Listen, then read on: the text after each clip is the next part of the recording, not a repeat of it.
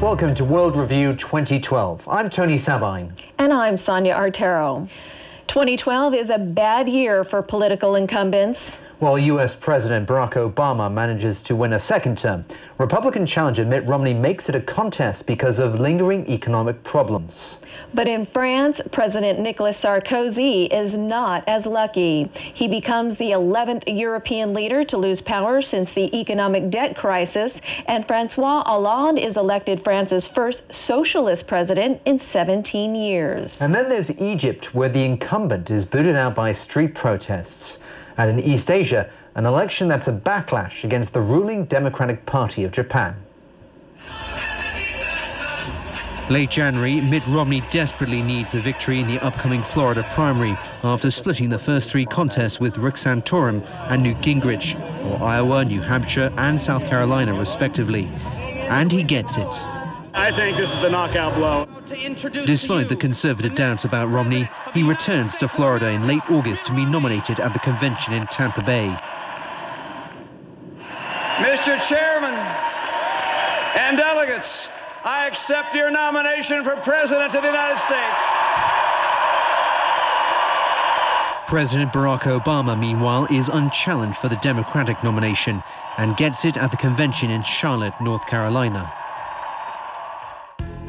Obama and Romney focused the bulk of their television advertising and campaigning on 9 swing states: Nevada, Colorado, Iowa, Wisconsin, Ohio, New Hampshire, Virginia, North Carolina and Florida. It is. I'm calling to say thank you. All right. Both candidates know these states will decide who America's next president is. The great thing about these campaigns is after all the TV ads and all the fundraising and all the debates and all the electioneering, it comes down to this. You know, one day, and these incredible folks who are working so hard, making phone calls, making sure that people go out to vote. Helping Obama, many pundits believe, is Superstorm Sandy, just days before the election. Obama receives high marks for his handling of the natural disaster on the northern East Coast, which kills 132 people.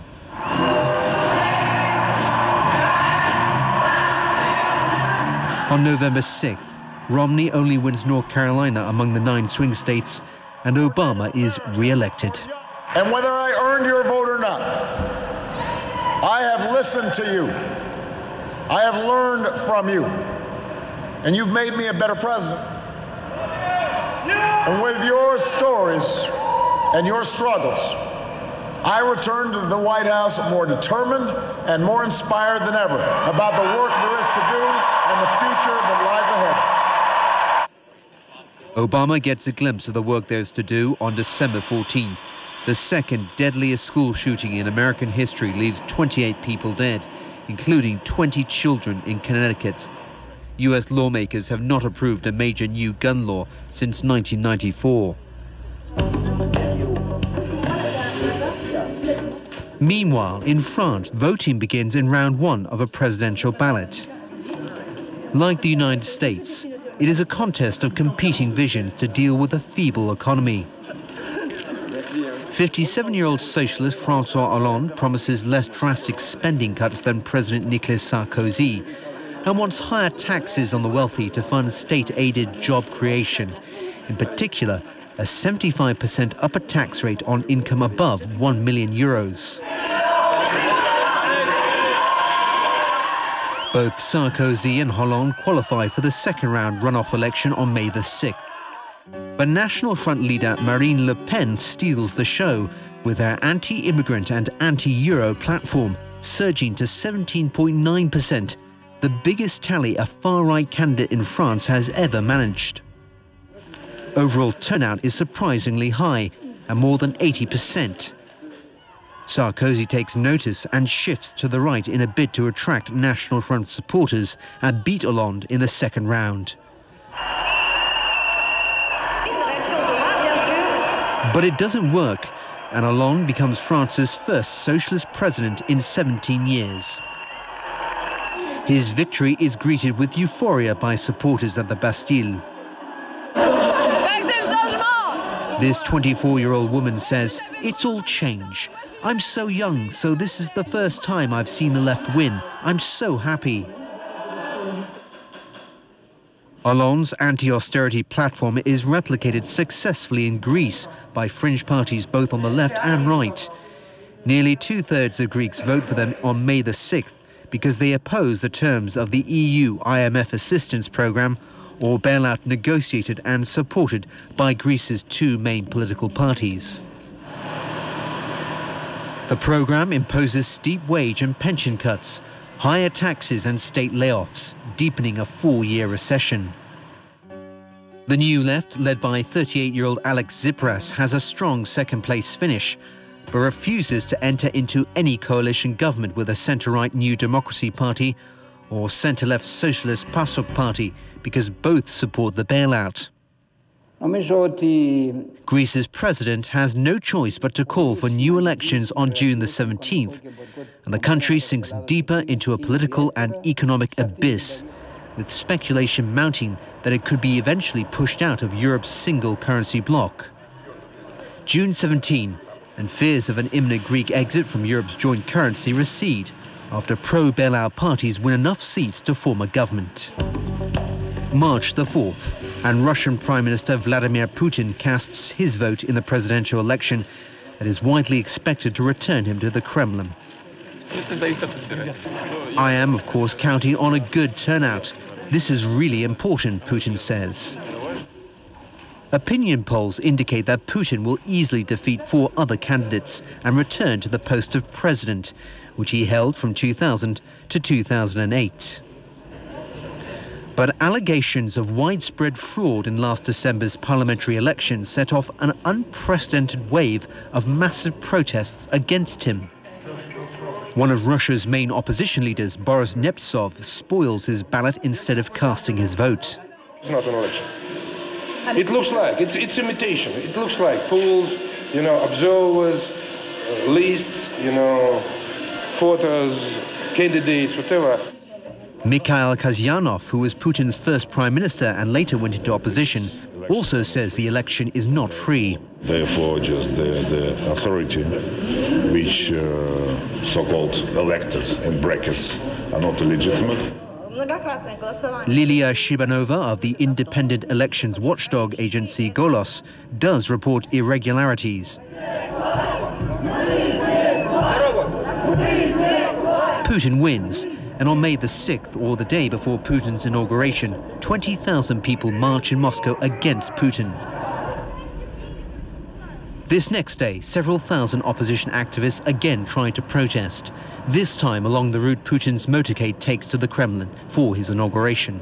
It's not actually an inauguration, it's a coronation, because Putin has usurped power and is going to just illegitimately, illegally come to power again. The protesters are blocked and many are arrested. Egypt's transition to democracy has its highs and lows, including in 2012. The military government sparks outrage for failing to prevent the deadliest incident since Hosni Mubarak was ousted. 74 people die when rival soccer fans clashed at a Port Said stadium at the end of a match. At least 1,000 others are injured and 47 people are arrested. There are suggestions that unknown provocateurs working for remnants of the ousted Mubarak regime are trying to sabotage the transition to democracy.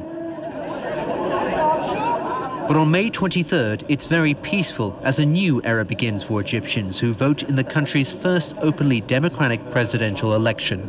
I hope it's a good outcome, but yet you still feel the anxiety that it might turn wrong or it might turn right. But hopefully democracy will win in the end. The election pits Islamists against secular candidates, revolutionaries against Mubarak-era ministers. But it becomes a two-man race between the two most polarizing and controversial figures, Muslim Brotherhood candidate Mohamed Morsi and ex-Prime Minister Ahmed Shafiq. Neither secures more than 50% of the vote after the first round. Just days later, Mubarak is sentenced to life in prison for the killing of hundreds of protesters during last year's uprising, the first Arab leader to be tried in his own country by his own people. Protesters who had wanted the death penalty converged on Tahrir Square. They are organised and led by the Muslim Brotherhood, who hope to use the momentum of the demonstrations to carry them to victory in the second-round vote, which begins on June the 16th. Just 2 days before the election takes place, judges appointed by Mubarak dissolve the Islamist-dominated parliament. They rule that Mubarak's former Prime Minister Ahmad Shafiq can stand in the presidential runoff. The 2-day runoff starts on June 16th. The Muslim Brotherhood's presidential candidate Mohamed Morsi claims an early lead. Egypt's ruling military responds to that with a dramatic declaration, granting itself sweeping powers to overrule the president and parliament. It also reimposes martial law. But on Sunday night, June 24th, Egypt's military is forced to face the reality as the Election Commission declares Mohamed Morsi the country's first democratically elected president and the Arab world's first Islamist president. In the months that follow, Morsi appears to gain the upper hand in a power struggle with the military. But on November 22nd, Morsi goes too far, not with the top brass, but with people on the street, including many who voted for him. Hundreds of thousands of Egyptians converge on Tahrir Square again, calling Morsi the new pharaoh and for another revolution. They're angry about a Morsi decree giving him the right to supersede any judicial rulings, so as to speed up Egypt's political transition, specifically a new constitution.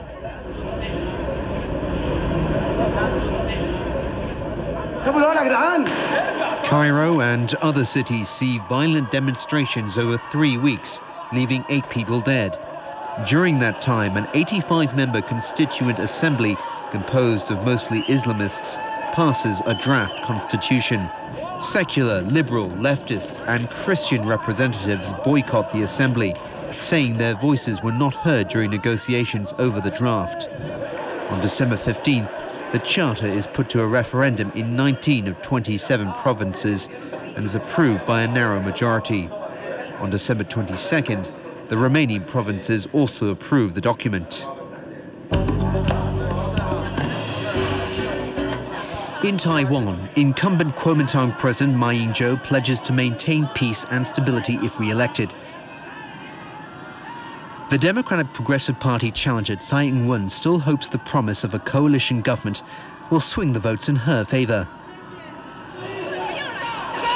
January 12th, and with 2 days to go before the presidential election in Taiwan, President Ma Ying-jeou stresses the need for a leader who can maintain peace across the Taiwan Strait. His position: no reunification, no independence and no use of force. That status quo, Ma says, is the consensus reached with Beijing and the way forward.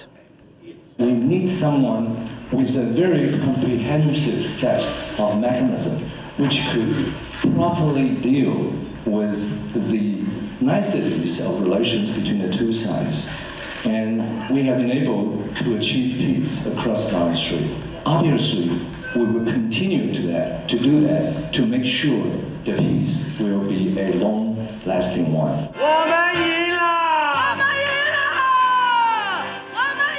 And after Ma claims victory and Tsai concedes defeat, Ma promises to boost the island's economy amid an unstable global economy and hopes Taiwan will be able to join the Trans-Pacific Partnership Agreement in the next 10 years. Ma takes 51.6% share of the vote compared to 45.6% for Tsai. Ma's support levels are significantly lower than in 2008, when he received 58.45% of the vote. At just above 74%, voter turnout is the lowest in the history of Taiwan's 5 democratic presidential elections. Early October, and thousands of Venezuelans pour onto the streets of Caracas. They're there to celebrate the re-election of President Hugo Chavez to a 3rd term after 14 years in power. And a sometimes thorn in America's side, revered former Cambodian king Norodom Sihanouk dies on October 15th in a Beijing hospital of a heart attack.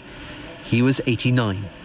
Sihanouk was a towering figure in Cambodian politics through a half-century of war, genocide and upheaval. A towering organization in Japanese politics, the Liberal Democratic Party returned to power on December 16th after a 3-year hiatus and almost continuous rule from 1955 to 2009. The LDP and coalition partner New Komeito surged to power with a 2/3 majority needed to overrule Parliament's upper house. A member of a prominent political family, Shinzo Abe gets the nod as Prime Minister for a second time and becomes Japan's 7th premier in 6 years. Family history is also in the background of South Korea's presidential election on December 19th. Conservative Park Geun-hye, the daughter of former South Korean dictator Park Chung-hee, narrowly defeats Moon Jae-in. Meanwhile, there are historic political changes in Myanmar, but not a complete leadership change like in Egypt. But China sees its first change of leadership in 10 years, and we'll have more on that when we come back.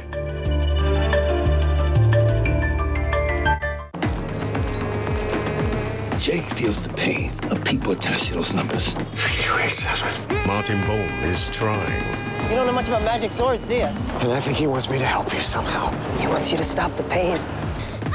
Tuesday, Touch, a brand new series at 10:35 on Pearl. Comedian Miranda Hart conquers her fears in the Alps with Bear. I'm claustrophobic. Really don't like heights. You're not going to piss in here. That tiredness wasn't acting, so I'm not doing it. Oh my gosh! Wednesday, Bear's Wild Weekends at 9:30 on Pearl. 大自然有你未見嘅一面，飛利浦嘅創新令空氣可以清潔牙縫，用溫度令秀髮更健康，消除空間限制，令人同人更親密。飛利浦嘅創新令自然更關乎生活。 To be a singer, it's a tough road. That's why I have to give it a try. 取領前就要敢跨出腳步。Should I lead him from the front? 你有意志繼續跑。Or back him up from behind? I know I can do it. I can forge my own road. Making your way in the world requires a strong body. GNC with you every step of the way. 如果擁抱係一種溝通嘅語言，原來我哋好耐冇溝通過。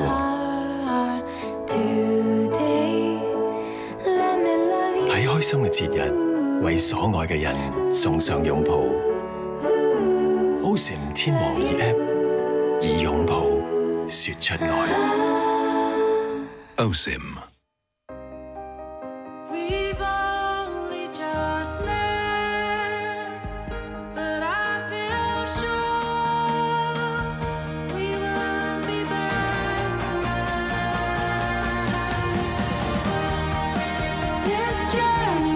美素佳怡與你共享成長歷程，一直為寶寶獻上優質營養，130年嚟全球信賴。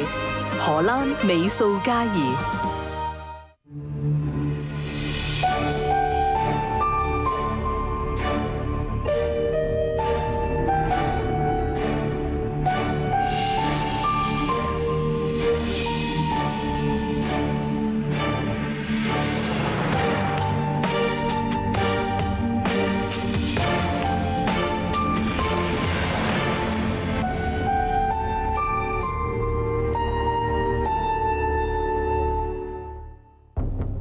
Now you can race through your ironing.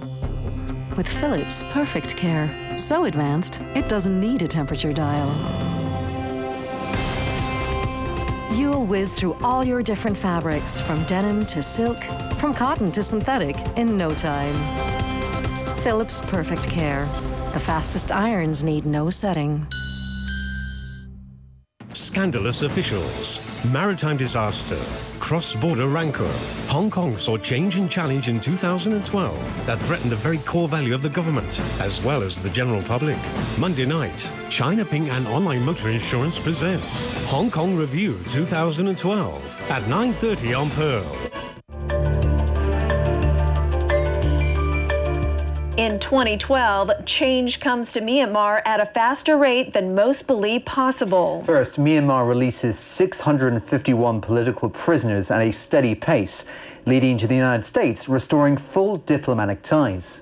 Myanmar also makes progress on other fronts. On January 12th, the government announces a ceasefire with one of the biggest ethnic groups, the Karen, though tensions remain with some other minorities. And a parliamentary by-election takes place on April the 1st. World-renowned dissident and Nobel Peace Prize winner Aung San Suu Kyi takes part after 15 of the last 24 years under house arrest.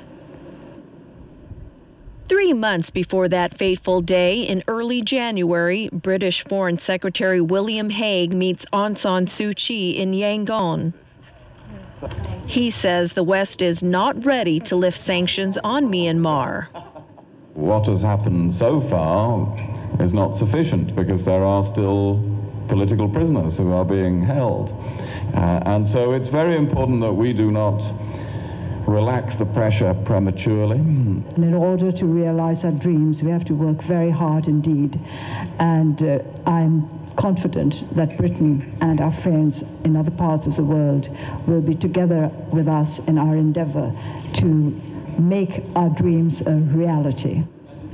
The European Union does agree to suspend visa bans on the president of Myanmar and other senior officials later that month. But a visiting American delegation says more needs to be done.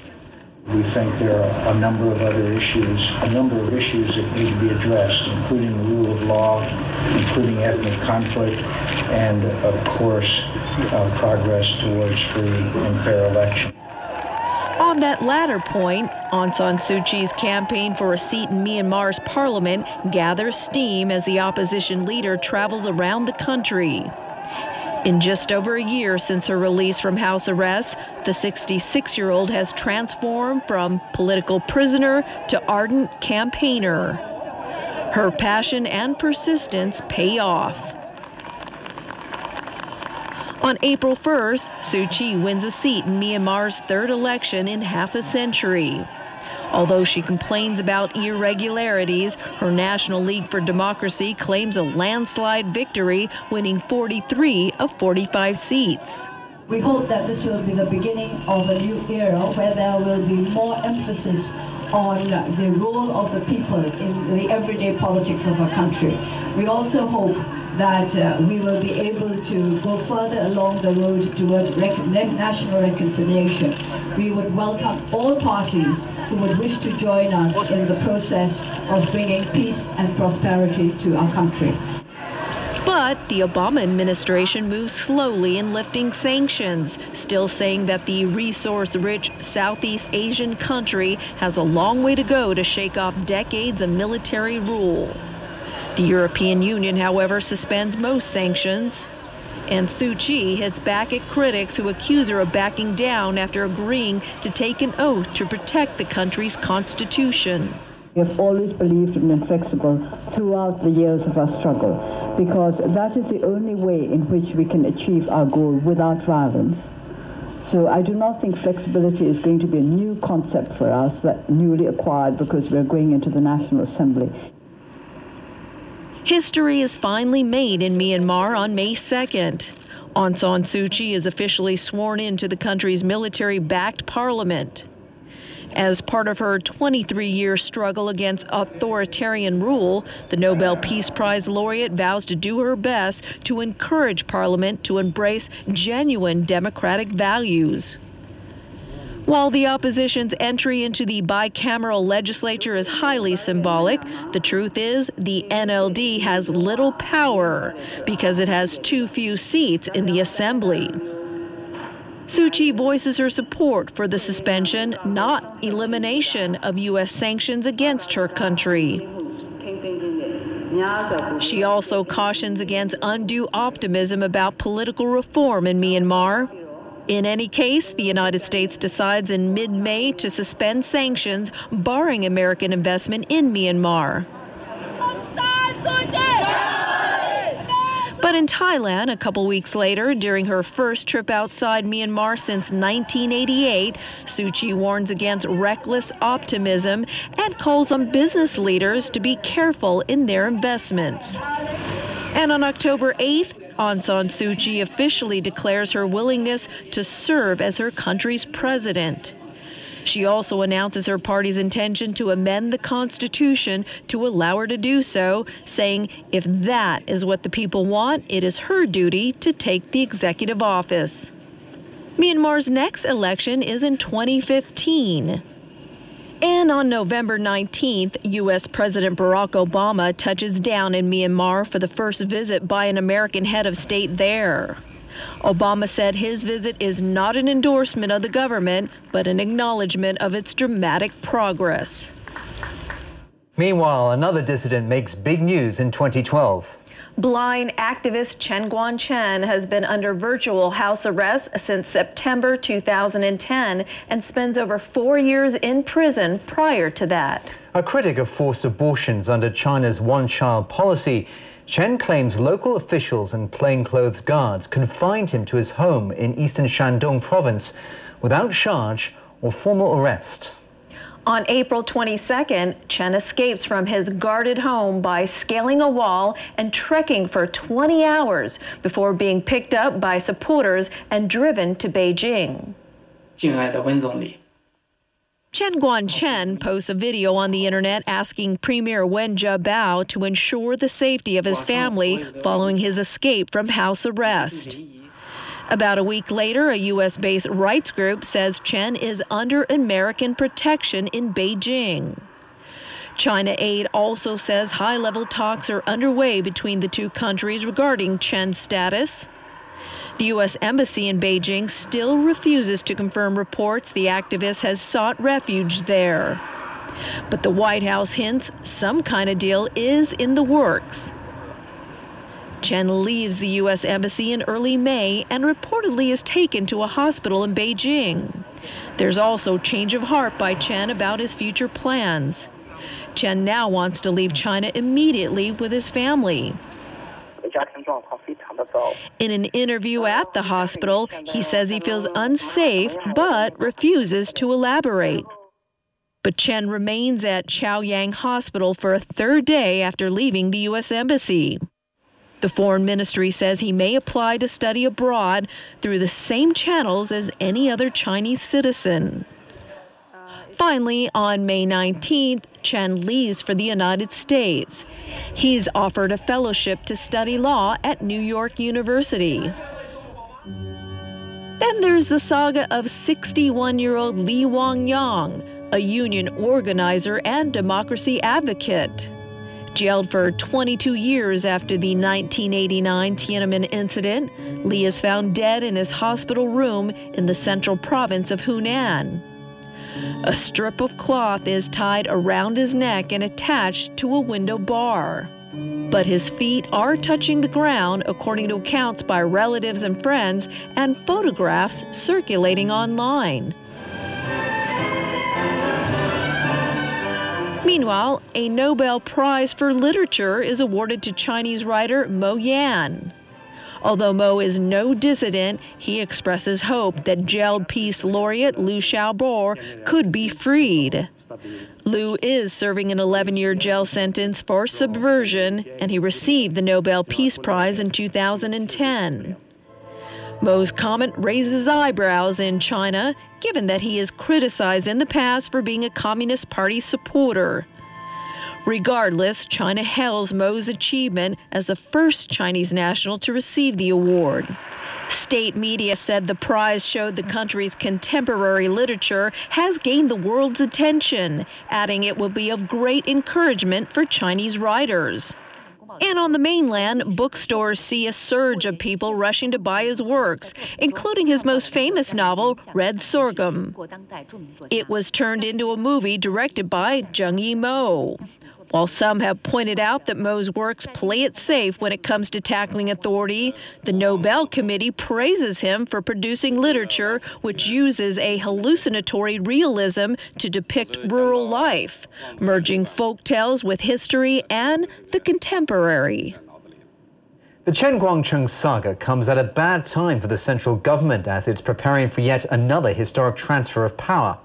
Even worse for Beijing is another scandal that erupts in 2012, that of former Politburo member and ex-Chongqing party boss Bo Xilai. And we'll have more on that when we come back. A tortured land gets a hero. I'm here to kill your monster. Show yourself! But the hero has a conscience. Beowulf, stay with me. Did you kill her? No! Tonight, Beowulf on Pearl's weekend blockbuster. 每一個小朋友都有無窮天賦，俾佢嘅畫布有幾大，畫出嘅未來就有幾大。Illuma 創新親和人體配方，含突破性營養親和分子結構，仲有其他營養元素，親和 BB 幫助 BB 全方位成長，展現天賦。Illuma 親和人體配方，啟賦出眾未來。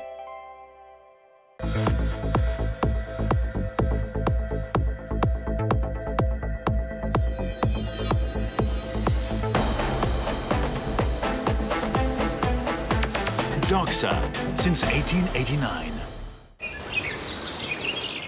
黑心女巫出現，咁冇食呢隻藥唔眼瞓㗎。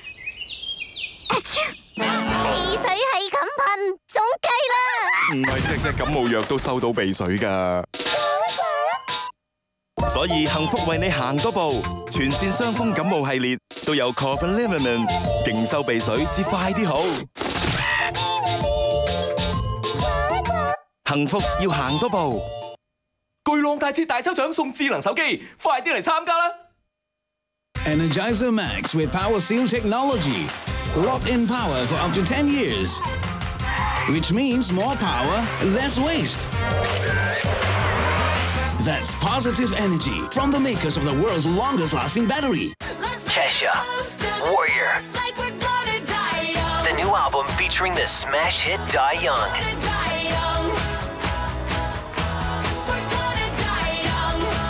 Plus Crazy Kids, Supernatural, and Come On.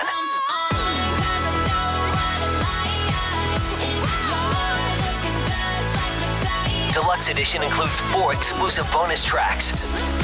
Kesha, Warrior, available now. Land lost in time. Where you'll take us? We're on our way, Ellie. Please let me in. Speak. Hi there. Can we keep him, please?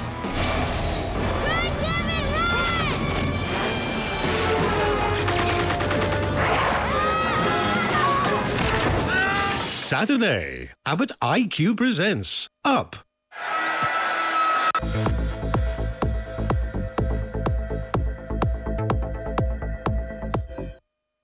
Beijing.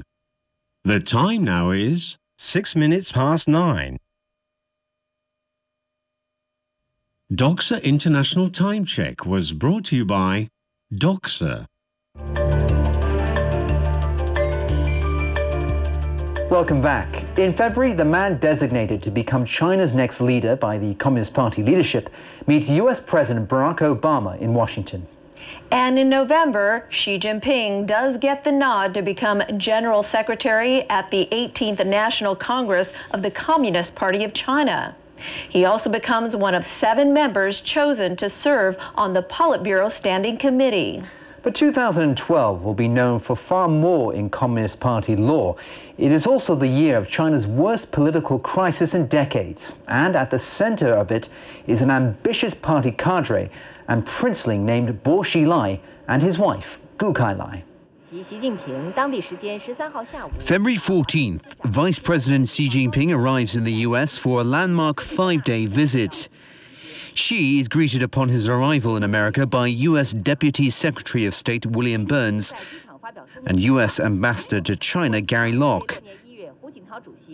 He says the purpose of his trip is to boost the partnership between the two countries, based on mutual respect and mutual benefit. The Vice President stresses the need to use dialogue, not protectionism, to resolve any trade disputes. Xi also said Taiwan remains the most sensitive issue in Sino-US ties. On his 5-day US tour, Xi makes a stop to the Midwestern state of Iowa and takes his charm offensive to the American heartland. The small farming community of Muscatine hosts Xi, who visited the place in 1985 as a junior official to learn about crop and livestock practices, and reunites with Eleanor and Tom Vorchak. And interested in meeting. Xi stayed in the couple's home for 2 nights when he visited Iowa as a county-level official 27 years ago. I'm really touched by the whole event, that he would take the time out, as important as he is. I mean, it's more than just the hour that he spent here. It's the getting here and the leaving, all that. I'm just so impressed with him willing to give us the time. He's such a people person. Later in southeast Los Angeles, Xi calls for deepening mutual understanding and friendship between the youths of China and the United States, while visiting a public school featuring foreign languages and cultural studies. Xi and Vice President Joe Biden have a warm discussion there with a class of Chinese-speaking students. Xi also meets California Governor Jerry Brown and Los Angeles Mayor Antonio Villaraigosa, and they talk business. During the meeting, Xi calls for closer city and provincial level cooperation between the two countries. For their part, Brown and Villaraigosa say bilateral ties have made tremendous progress over the past 40 years. Xi wraps up his US visit by watching an NBA game between the Los Angeles Lakers and the Phoenix Suns from a luxurious private box at the Staples Center.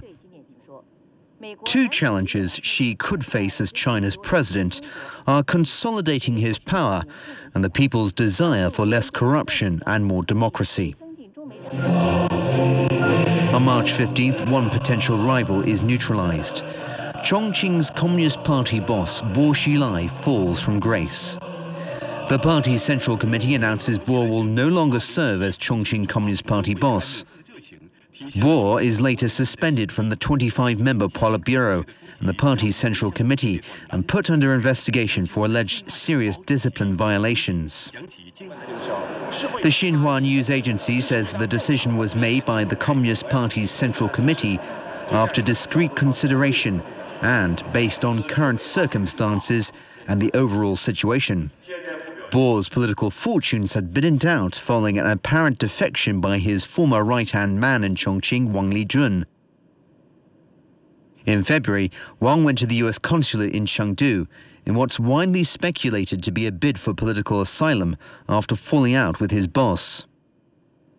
The falling out is believed to have centered around Bo's wife and her alleged connection with the death of British businessman Neil Haywood. Bo also had received fierce criticism from Beijing for his overzealous approach against organized crime in Chongqing and his campaign of reviving Cultural Revolution-era songs and stories. A commentary in the People's Daily said Bo's conduct had seriously violated the party's disciplinary rules and harmed the image of the party and the country. It also said no one or no privileged party member is above the law. On July 26th, Xinhua announces that prosecutors will charge Bo's wife, Gu Kailai, and a family aide with the murder of Haywood, who is believed to have been poisoned over a financial dispute and his alleged threat to the personal security of her son, Bo Guagua. Gu goes on trial and receives a death sentence suspended for 2 years. Premier Wen Jiabao promises to step up efforts to fight corruption at the opening of the annual National People's Congress in March. Wen also talked about the need to promote democracy and protect the people's right to be informed. We will enforce the law in both letter and spirit, he said, and rectify the problems of violations of the law not being prosecuted, uncivilized law enforcement, dereliction of duty, and corrupt practices in law enforcement. It's also a time of reflection for Wen Jiabao towards the end of his premiership.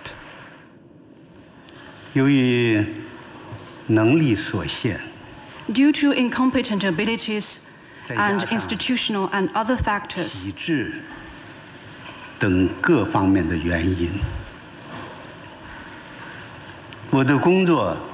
there is still much room for improvement in my work.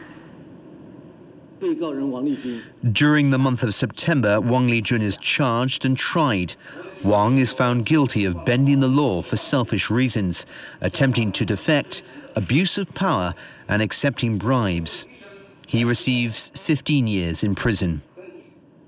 And on September 28th, China's Communist Party expels Bo Xilai, paving the way for him to face criminal charges over his alleged crimes. On November 8th, the 18th National Congress of the Communist Party of China opens in Beijing, where a gathering of almost 3,000 party delegates are to anoint a new generation of leaders, known as the Fifth Generation. President Hu Jintao, who is also the party general secretary, warns the party should lose no time in deepening reform and should resolutely discard all notions that hinder efforts to pursue development in a scientific way. And that, he stresses, applies to economics, politics, culture, building society, as well as making ecological progress. He said China should develop a multi-level capital market and take steady steps to make interest rates and the renminbi exchange rate more market-based, and in due course promote the renminbi's convertibility under capital accounts.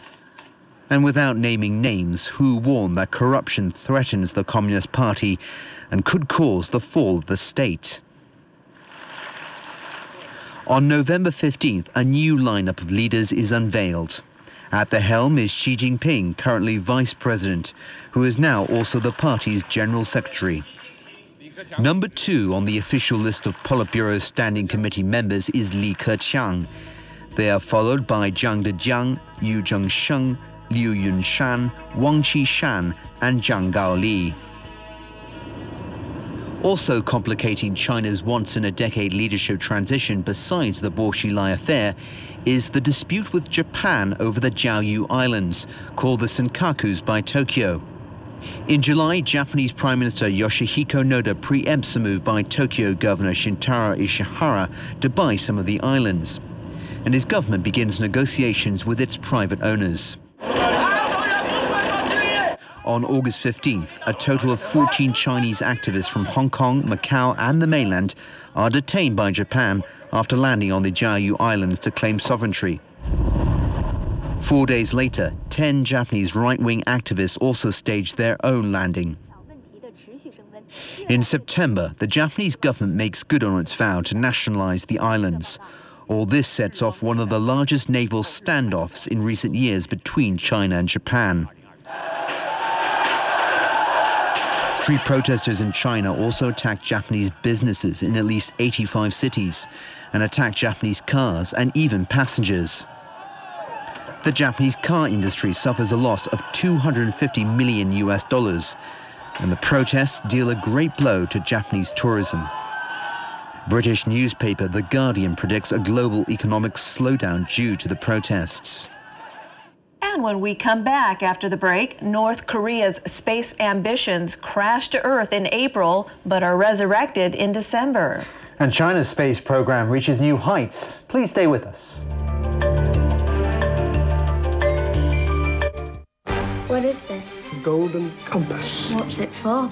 It tells the truth. It is of the utmost importance that Mrs. Coulter does not know that you have it. Some people know what's best for them, and some people don't. Do as I tell you. Are you familiar with the prophecies of the witches? You think she's that child? What's your name? Lyra Black. Sunday, Tissot Lelouch Automatic Chronometer presents The Golden Compass on Pearl Spectacular. We found your heel in the alleyway, along with the dead man. Did you see anybody in the alley? I couldn't see his face, it was dark. Are you kidding? Handcuffs? Help me! Were you ashamed of your son? Did you kill him?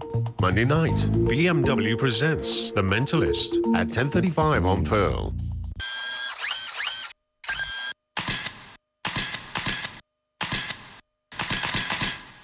想成為全城焦點 ，Dr. Reborn Camera Face 987療程，學嬌4年以嚟嘅唯一之選。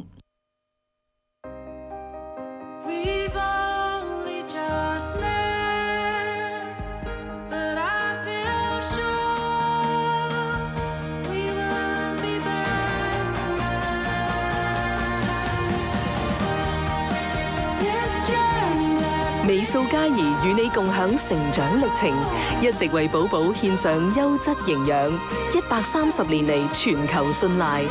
荷蘭美素佳怡。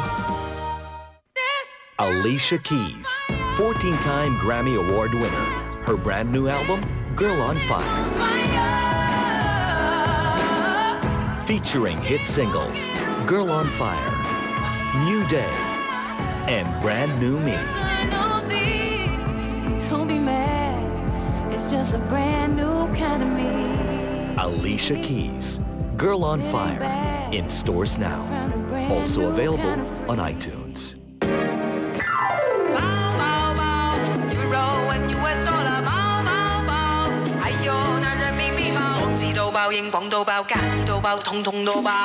Your Hong Kong dollar and other currency deposits are legally protected by the Hong Kong Deposit Protection Board for up to 500,000 Hong Kong dollars.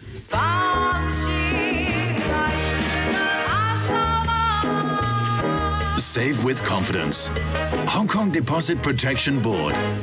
Executive measures to stem property prices, the unstoppable influx of stock capital, inflation, slow exports. What does 2013 hold for Hong Kong's economy? China Ping and Online Motor Insurance presents Financial Review 2012. Sunday night at 7 on Pearl. I'm pulling my tart out of the oven and it looks like soup. What is that? It's about 15 crepes. Is this supposed to look like that? What is that? This is just unacceptable. It's an embarrassment. I just expect a little bit more. I feel like giving up. Sunday night, MasterChef at 8:30 on Pearl.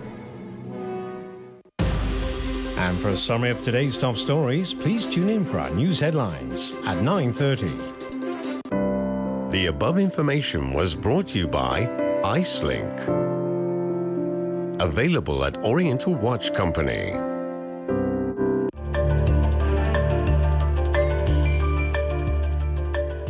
Welcome back. Cautious optimism on February 23rd. U.S. and North Korean envoys meet in Beijing for their first talks on dismantling Pyongyang's nuclear program since the death of Kim Jong-il. 6 days later, the U.S. and North Korea reach a breakthrough deal. Washington is to provide food aid in exchange for the North's suspension of uranium enrichment and a moratorium on nuclear and long-range missile tests. It is hoped the agreement will lead to the resumption of long-stalled six-party nuclear disarmament talks.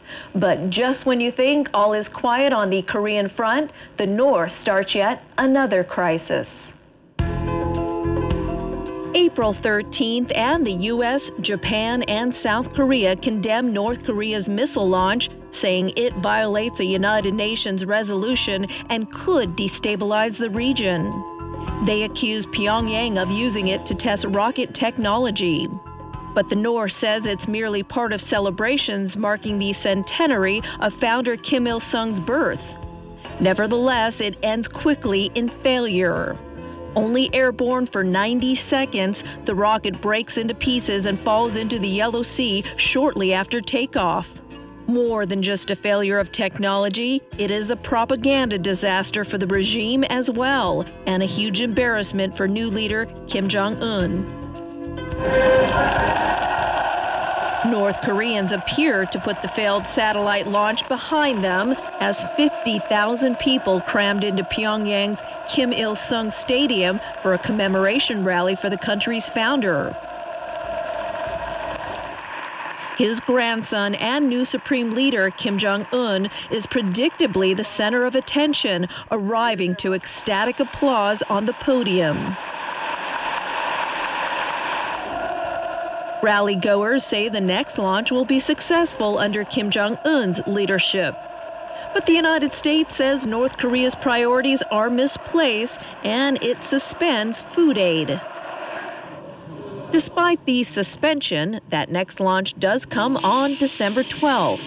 Just before 10 a.m. local time, an Unha-3 rocket is fired and detected heading south by a South Korean destroyer patrolling the Yellow Sea. Japanese officials say the first rocket stage falls into the Yellow Sea west of the Korean peninsula. A second stage falls into the Philippine Sea hundreds of kilometers farther south. North Korea also claims its weather satellite is put in orbit. Meanwhile, on April 19th, the Indian government hails the Agni 5 missile as a major boost in its efforts to counter China's regional dominance. The whole world is looking for dissuasive deterrences against China, and that is exactly what the Agni 5 is. It's planned to be a dissuasive deterrence against any kind of Chinese adventurism as far as India is concerned. Beijing plays down the threat, saying the two countries are not competitors, but partners. Meanwhile, another country bordering India, Iran, also does a lot of missile testing, and the West strongly suspects its nuclear program is designed to produce and deliver weapons. U.S. President Barack Obama, for the first time, says he would use force to prevent that. But summits in Baghdad and Moscow to sort out the issue go nowhere. On July 5th, the United States penalizes banks that do oil deals with Iran, while European nations embargo imports of Iranian oil starting July 1st. There's also still trouble in a country that's a very close Iranian ally, Syria.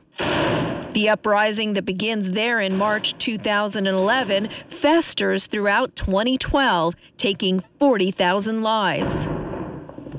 As late as January 2012, the United Nations Security Council can't even get a resolution passed calling for the resignation of Syrian strongman Bashar al-Assad. Permanent members China and Russia won't support the resolution, saying it amounts to regime change. As the fighting rages on, grisly reports emerge that both Syrian government forces and rebels are arbitrarily executing, imprisoning, and torturing people. UN Arab League Special Envoy Kofi Annan repeatedly presses al-Assad for a political solution. Ceasefires are negotiated, agreed upon, and broken. In the meantime, tens of thousands of refugees cross the border into Turkey, bringing with them stories of indiscriminate shelling and human rights abuses by forces loyal to Assad. April 15th, and the unanimous vote in the United Nations Security Council authorizes the deployment of UN observers to monitor the country's fragile ceasefire. Dozens of UN observers hit the ground running. But the violence escalates anyway, and the UN mission is a failure. The observers even come under fire as they try to reach the site of a massacre in Syria alleged by regime forces that take 80 lives. Ban Ki-moon maintains al-Assad has lost his legitimacy for tolerating such barbaric acts, and Kofi Annan also blames him for the failure of the peace plan. As the insurgency gains strength, defections increase, including high-level ones. One of them is the Syrian Prime Minister himself, Riyad Farid Hijab, here shown speaking under a portrait of al-Assad, who had appointed him in June. BBC News had described him as a staunch Assad loyalist and a key member of the ruling Ba'ath Party. But on August 6, the Syrian government announces Hijab's dismissal. Hijab's spokesman issues a counter-announcement stating he's defected to the rebel side. Meanwhile, fighting over Syria's largest city, Aleppo, intensifies in September.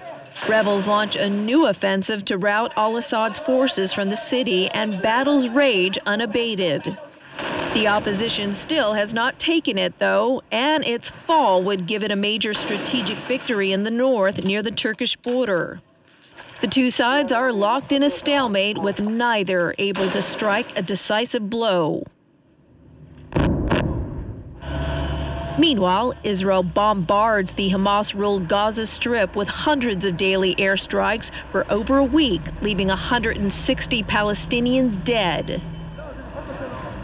The attacks are in retaliation for Hamas rocket attacks in southern Israel that kill 5 people.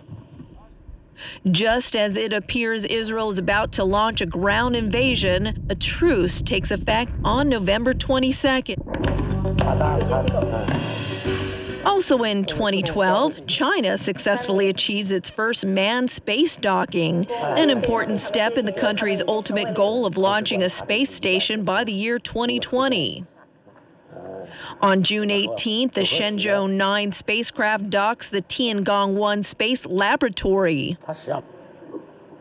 The mission's 3 astronauts include China's first woman in space, an Air Force pilot named Lu Yang. During a nearly 2-week period, the Shenzhou 9 spacecraft and the Tiangong-1 lab module complete an automated and a manual docking procedure. June 29th, the Shenzhou 9 spacecraft and its 3 crew members returned to Earth after a 13-day mission. The capsule of the spacecraft touches down safely at the main landing area in Inner Mongolia shortly after 10 a.m. The 3 astronauts, Jing Haipeng, Lu Wang, and Lu Yang, emerge from the capsule one by one. They are all in good condition. A brief ceremony was held marking their return. China's first female astronaut said the Tiangong-1 module was very cozy and comfortable. We're proud of our country. In Beijing, the chief commander of China's manned space program, Changwan Quan, declares the Shenzhou 9 mission a complete success. Premier Wen Jiabao is also at the Beijing Aerospace Control Center to witness the historic moment. He thanks all of those involved with the mission for a job well done. And that concludes our Year in Review 2012. We hope you enjoyed it. And we wish you a very happy and prosperous 2013. Good night, everyone. Good night.